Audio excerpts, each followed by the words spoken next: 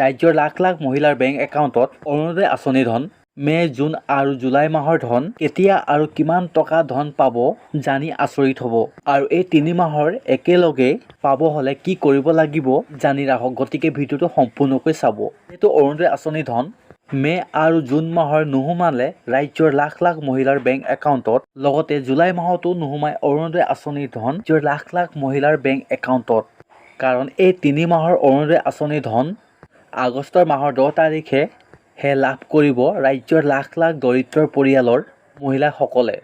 আৰু এই 3 মাহৰ অৰুণোদয় আঁচনি ধন 9,000কৈ একেলগে দিয়া হ'ব এই বুলি উল্লেখ কৰি ৰাজ্যৰ মুখ্যমন্ত্ৰীগৰাকীয়ে। গতিকে ইয়াৰ আগত অৰুণোদয় আঁচনি ধন নাপায়। আৰু এটা কথা, মোৰ ভিডিঅ'বোৰত বহুতে কমেণ্ট কৰি কয় যে অৰুণোদয় আঁচনি ধন নোপোৱাসকলে এই আঁচনি কেনেকৈ লাভ কৰিম।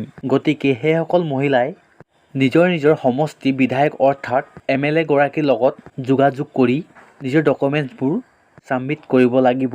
তেতিয়াহে এই অৰুণোদয় আঁচনি ধন লাভ কৰিব পাৰিব।